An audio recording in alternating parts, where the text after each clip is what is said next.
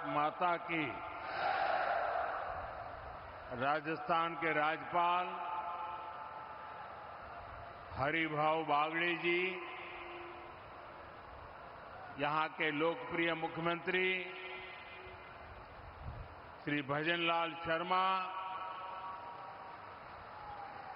केंद्रीय मंत्री हरदीप सिंह पुरी, उप मुख्यमंत्री दिया कुमारी जी, प्रेमचंद बैरवा जी, राजस्थान सरकार के सभी मंत्रीगण, सांसद और विधायक साथी और मेरे प्यारे भाइयों बहनों, मुझे बताया गया कि आज राजस्थान में 10-12 हजार स्थान पर लाखों की तादाद में इस कार्यक्रम में लोग जुटे हैं। और अभी मैं स्क्रीन पर भी देख रहा था, जहां भी देखो लोग ही लोग नजर आ रहे हैं। टेक्नोलॉजी के माध्यम से राजस्थान के कोने कोने से जुड़े हुए सभी मेरे राजस्थान के भाई बहनों को भी मैं यहां से प्रणाम करता हूं। साथियों, गर्मी के एक मौसम में स्थान स्थान पर इतनी बड़ी मात्रा में लोगों का एकत्र आना, हम सबको आशीर्वाद देना, ये दिखाता है कि भाजपा सरकार के प्रयासों पर आपका विश्वास कितना बुलंद है।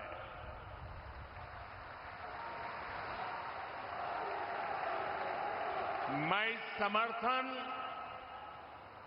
और स्नेह के लिए राजस्थान की माटी का ऋणी हूं। भाइयों बहनों, ये धरती अनगिनत वीरों के शौर्य की साक्षी रही है। इस रण के कण कण में, कण कण ने हमें स्वाभिमान को सर्वोपरि रखने की सीख दी है। और स्वाभिमान व्यक्ति का या फिर स्वाभिमान देश का वो तभी ऊंचा रह सकता है जब वो आत्मनिर्भर हो, दूसरों पर कम से कम निर्भर हो। आज राजस्थान की इस धरती से भारत ने विकसित होने, आत्मनिर्भर होने की दिशा में एक बहुत बड़ा कदम उठाया है। आज इस रिफाइनरी को देश को समर्पित किया गया है। ये रिफाइनरी यहां हजारों लोगों के रोजगार का माध्यम बनेगी। मैं राजस्थान के युवाओं को इस रिफाइनरी की विशेष तौर पर बधाई देता हूं। साथियों, आज का दिन साक्षी है कि बीजेपी सरकारें परियोजनाओं को सिर्फ शिलान्यास करके नहीं छोड़ती है, बल्कि हम उन परियोजनाओं को पूरा करने के लिए भी दिन रात एक कर देते हैं। 2 महीने पहले यहां जो हादसा हुआ, उसके बाद इतनी तेजी से काम पूरा कर लेना, ये भी परिश्रम की पराकाष्ठा का उदाहरण है। आप सबने दिखा दिया है, चुनौती चाहे कितनी भी बड़ी और अप्रत्याशित क्यों न हो, नया भारत अपने संकल्पों से न पीछे हटता है और न ही अपनी रफ्तार कम करता है। भाइयों बहनों, आज राजस्थान में विकास के कई और भी कीर्तिमान स्थापित हो रहे हैं। आज ही जोधपुर में नए एयरपोर्ट टर्मिनल का उद्घाटन किया गया है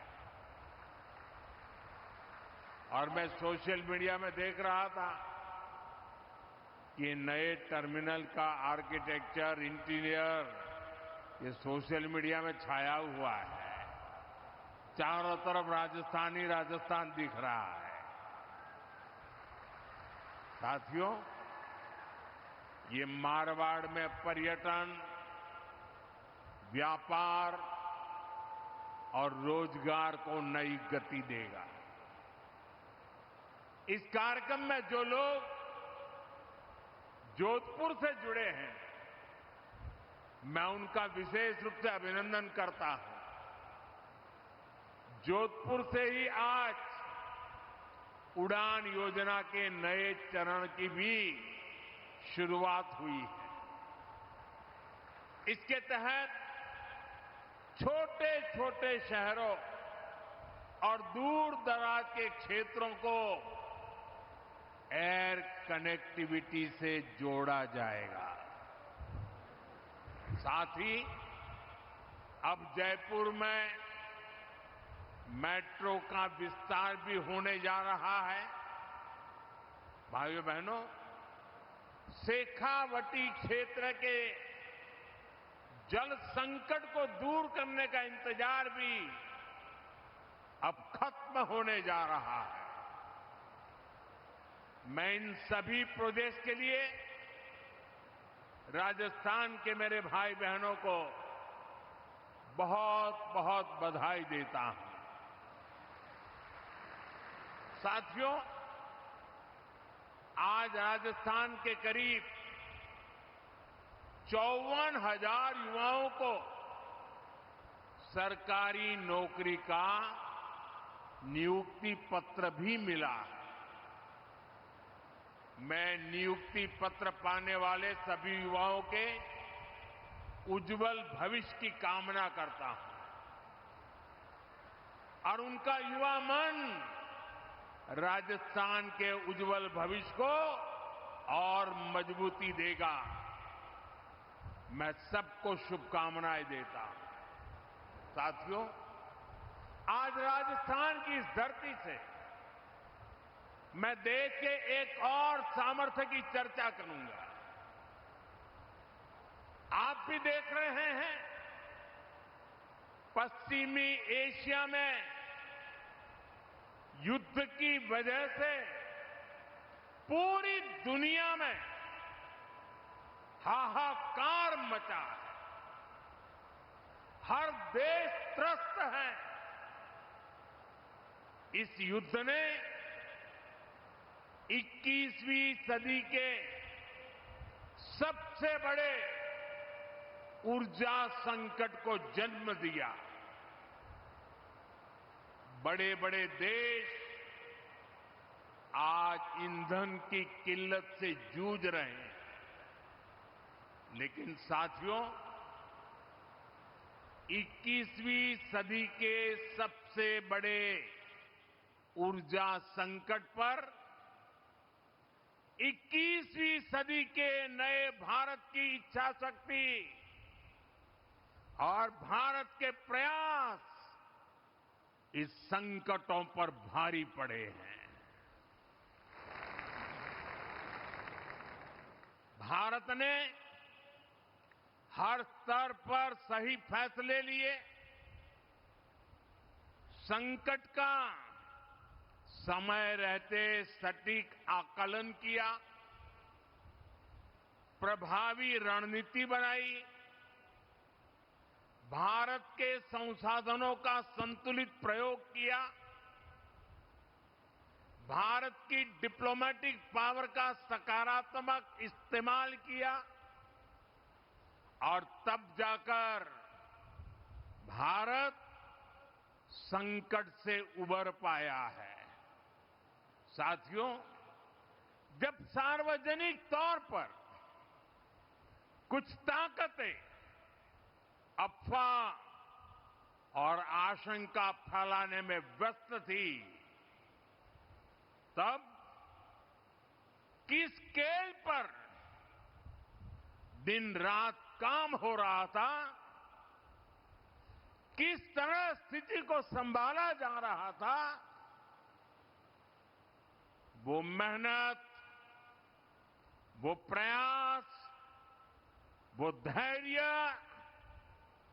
नीतिगत स्तर पर, कूटनैतिक स्तर पर उठाए गए एक एक संवेदनशील कदम कभी न कभी इतिहास लिखेगा। ये सब अभूतपूर्व है।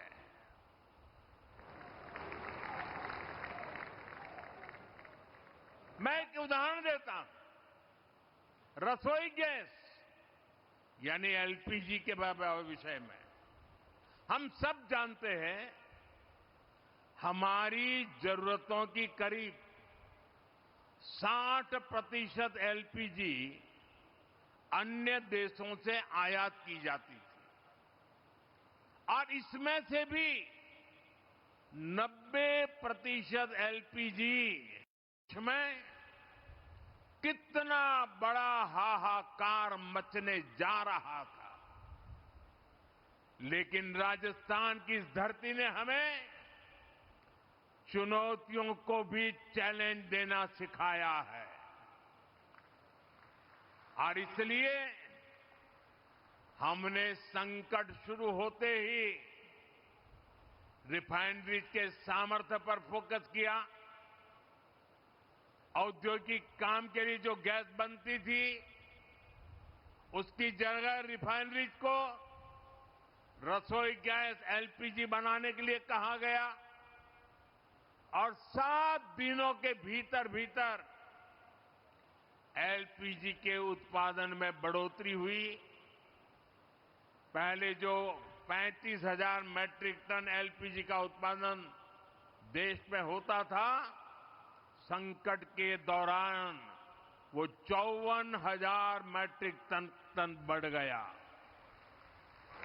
जिन रिफाइनरीज ने पहले कभी एलपीजी नहीं बनाया था, उन्हें भी इसके लिए कॉन्फ़िगर किया गया।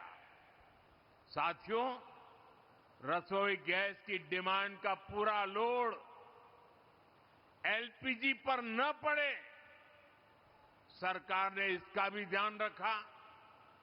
पीएनजी कनेक्शन यानी पाइप से रसोई गैस के कनेक्शन बढ़ाने का अभियान चलाया गया।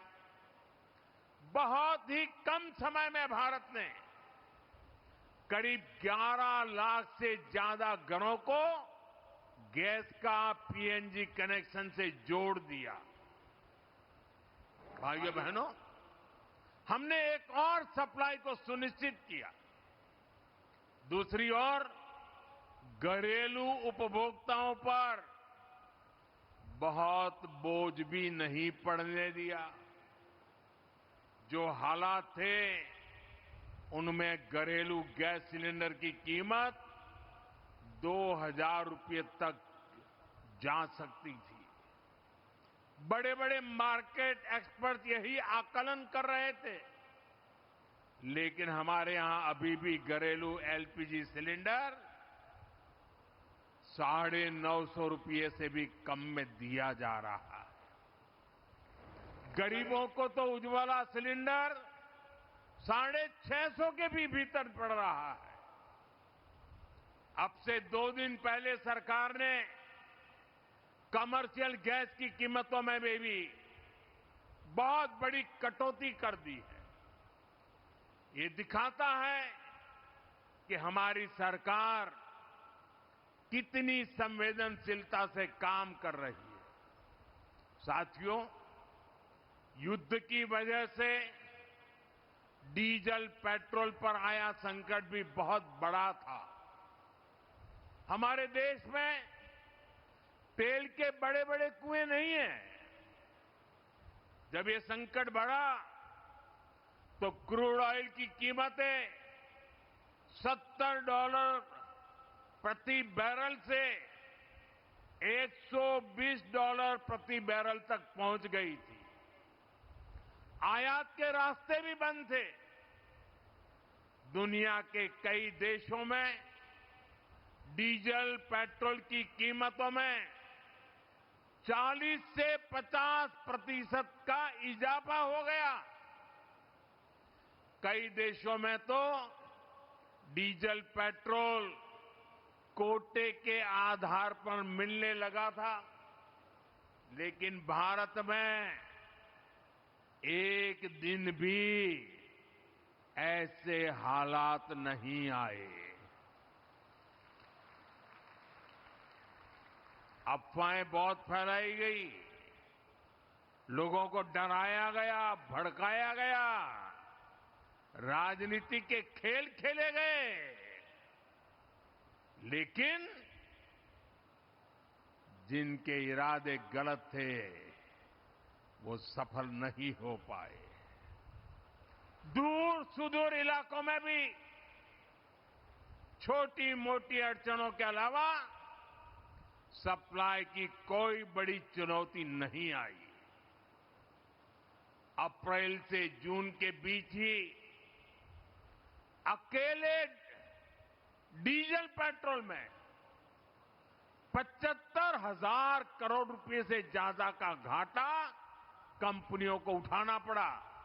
यानी एक नई रिफाइनरी बन जाए इतना घाटा सहना पड़ा। और इस घाटे को पूरा करने की जिम्मेदारी सरकारी खजाने से उठाई गई। हमने प्रति लीटर 10 रुपये की एक्साइज ड्यूटी भी कम की और बहुत ज्यादा बोझ जनता पर नहीं पड़ने दिया। साथियों, युद्ध के इसी समय में भारत की दूसरे देशों के साथ जो दोस्ती है ना, वो दोस्ती भी बहुत काम आ गई। जब ये संकट शुरू हुआ था, उससे पहले भारत 25-26 देशों से ही ईंधन का, ऊर्जा का आयात करता था। लेकिन संकट के समय भारत की डिप्लोमेसी का जलवा दिख गया। दूसरे देशों के साथ हमारे अच्छे संबंध इस संकट की घड़ी में बहुत काम आए। युद्ध के दौरान ही भारत 40 से ज्यादा देशों से ईंधन मंगाने लगा। भारत ने दुनिया को स्पष्ट संदेश दिया कि हमारे लिए राष्ट्रहित और राष्ट्र के नागरिकों का हित सर्वोपरि है। नागरिक देवो भव, ये हमारा मंत्र है। साथियों, इतनी अप्रत्याशित चुनौती से देश ऐसे ही नहीं उभरा। इसके पीछे हमारी एक दशक से चल रही दूरदर्शी नीतियों की सफलता भी है। आज हम राजस्थान रिफाइनरी का उद्घाटन यहां कर रहे हैं। हमने 2017 में इसके लिए एमओयू साइन किया था, लेकिन 2018 से 2023 तक राजस्थान में कांग्रेस सरकार रही।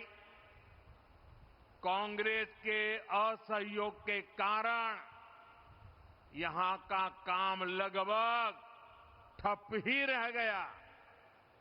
लेकिन जैसे ही डबल इंजन सरकार आई, इसका काम तेजी से आगे बढ़ा और आज हम इसका लोकार्पण भी कर रहे हैं। और आप तो जानते हैं मेरी कार्यशैली, जिसका शिलान्यास हम करते हैं उसका लोकार्पण भी हम ही करते हैं।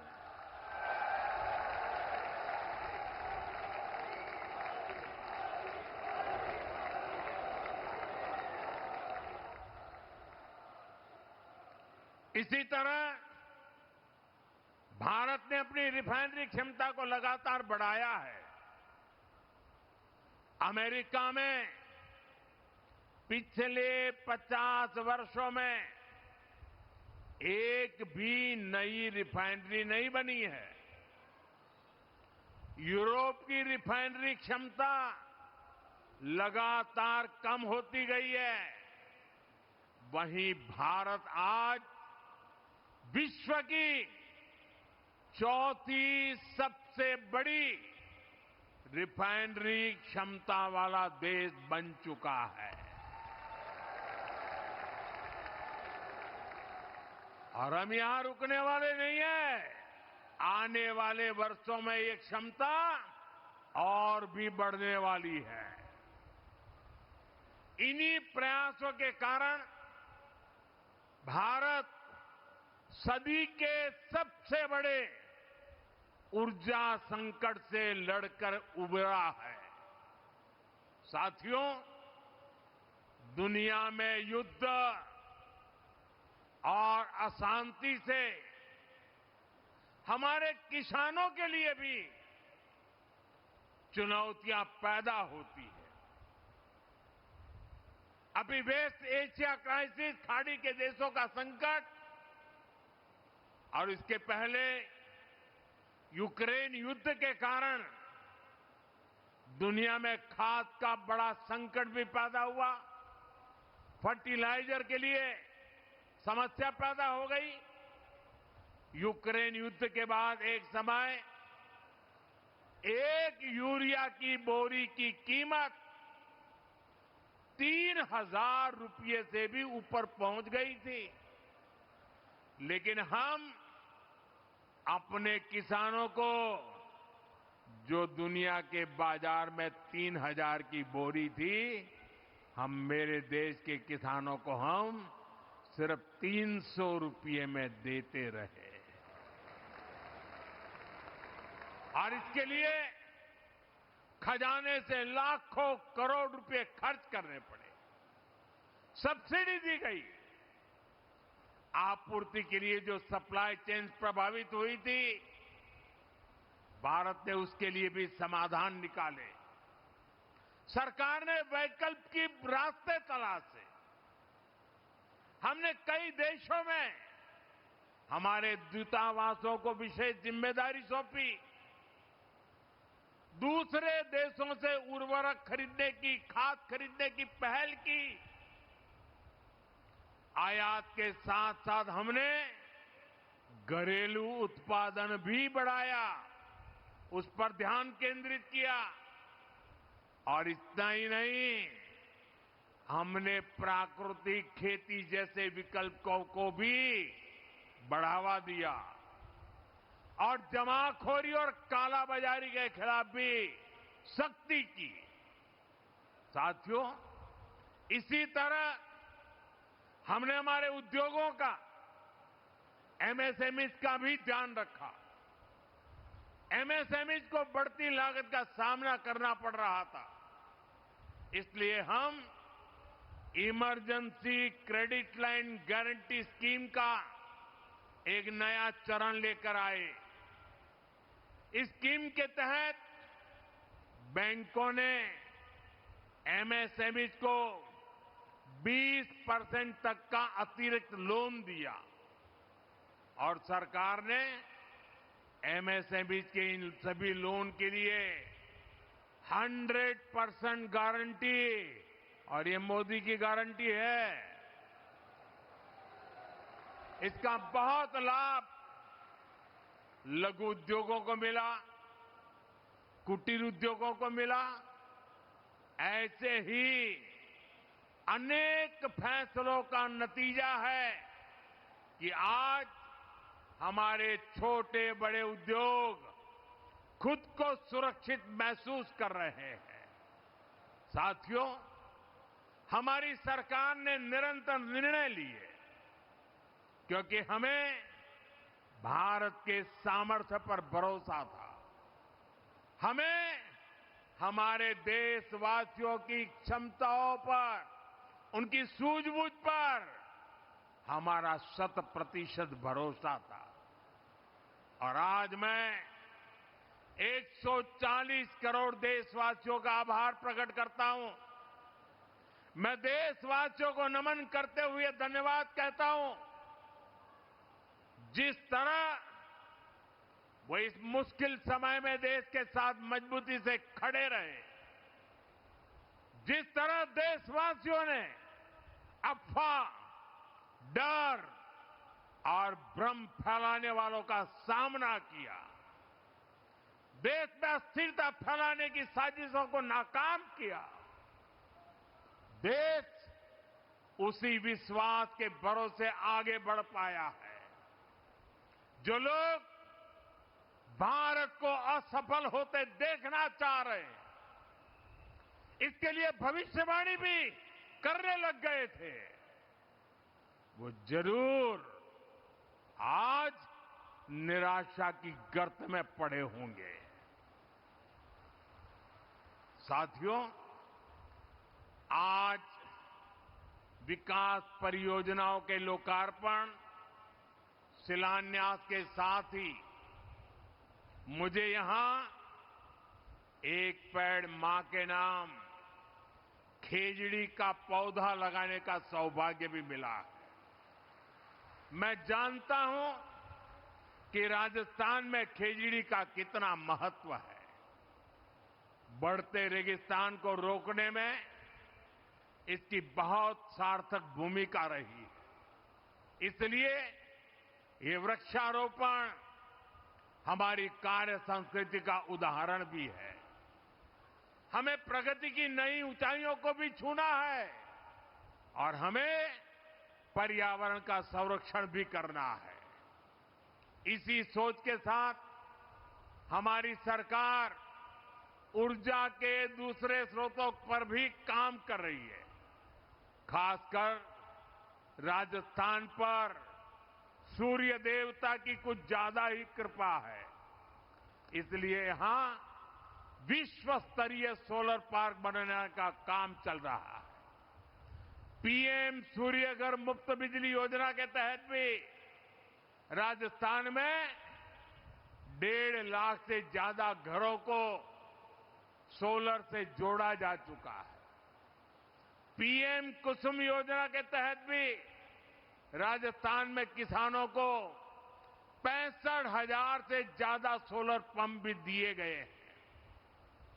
साथियों, कठिन से कठिन लगने वाले संकल्प भी सिद्ध हो जाते हैं अगर उनके पीछे की नीयत साफ हो।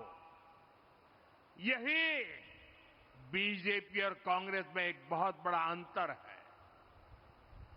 साथियों, राजस्थान में पानी से जुड़ी परेशानियों का समाधान इसका एक और बड़ा उदाहरण है। आप सब जानते हैं, कांग्रेस की सरकारों ने कभी राजस्थान के जल संकट को दूर करने के लिए कोई ठोस काम नहीं किया, लेकिन बीजेपी क्षेत्रवाद और बंटवारे की सियासत नहीं करती। बीजेपी राष्ट्र प्रथम की भावना पर चलती है। हमने जब गुजरात में पानी पहुंचाने की योजनाओं पर काम किया था, और राजस्थान को पानी देने की बात आई थी, मुझे बराबर यह हिंदुस्तान के हर कोने में एक राज्य दूसरे राज्य से पानी के लिए लंबे अरसे से लड़ाइयां चल रही है। राजस्थान के लोगों को भी लगता था कि पता नहीं गुजरात नर्मदा का पानी देगा कि नहीं देगा, लेकिन हमारा सौभाग्य था कि राजस्थान में भी बीजेपी सरकार, गुजरात में भी बीजेपी सरकार, उस समय मैं गुजरात में मुख्यमंत्री था, यहां बहन वसुंधरा जी यहां मुख्यमंत्री थी, और हम दोनों ने मिलकर बिना कोई संघर्ष, बिना कोई वाद विवाद, बिना कोई आंदोलन, बिना कोई लड़ाई गुजरात से नर्मदा का पानी राजस्थान के साथ साझा किया और राजस्थान के कई गांवों तक मां नर्मदा का पानी पहुंच रहा है। अभी भजनलाल जी बड़े भावुक होकर पानी की इस काम का वर्णन कर रहे थे। भाइयों बहनों, अब जब राजस्थान और हरियाणा दोनों राज्यों में भाजपा सरकार है, तो पहली बार आपसी सहमति से समाधान निकाले गए। अब राजस्थान और हरियाणा सरकार मिलकर शेखावटी तक पानी पहुंचाएंगे। हाल ही में दोनों राज्यों के बीच समझौते पर मोहर भी लग चुकी है। इस समझौते के तहत हथनी कुंड बैराज से पानी राजस्थान लाया जाएगा। इसके लिए अंडरग्राउंड पाइपलाइन बिछाई जाएगी। इसका लाभ सीकर, चूरू, झुंझुनू और आसपास के पूरे शेखावटी क्षेत्र के लोगों को इसका लाभ मिलने वाला है। इस परियोजना पर लगभग 34,000 करोड़ रुपए खर्च किए जाएंगे। साथियों, आने वाले समय में अपर यमुना बेसिन में रेणुका, लखवाड़ और किसाऊ बांधों का निर्माण पूरा होने पर राजस्थान को पानी का और लाभ होगा।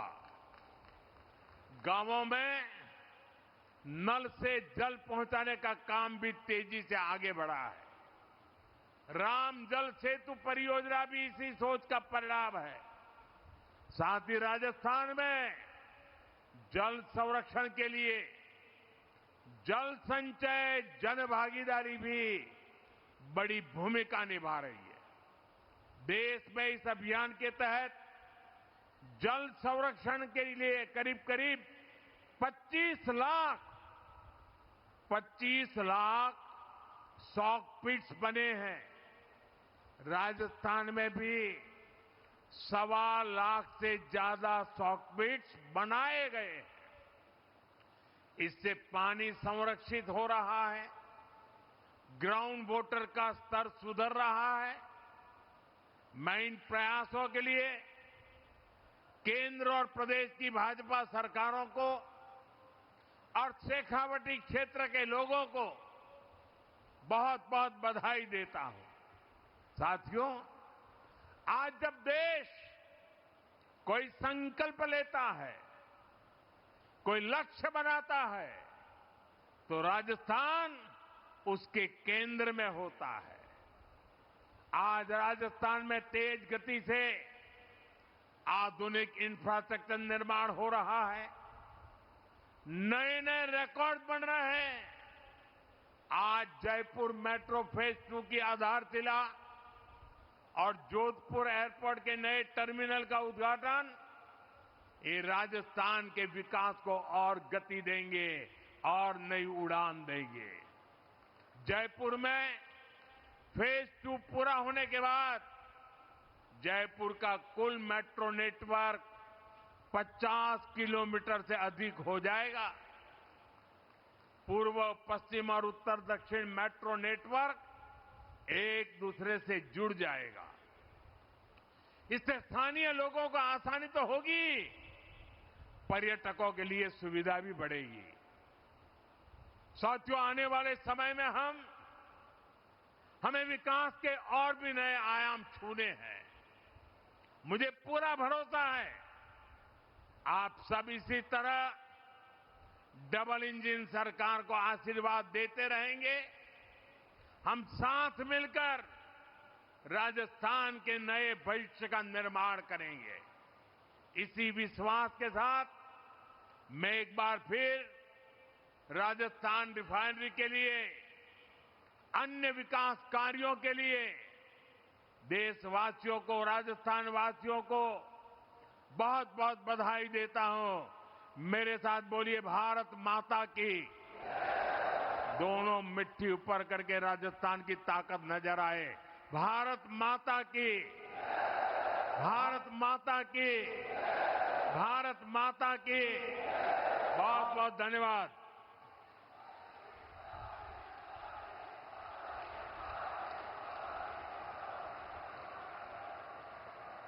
बहुत बहुत आभार।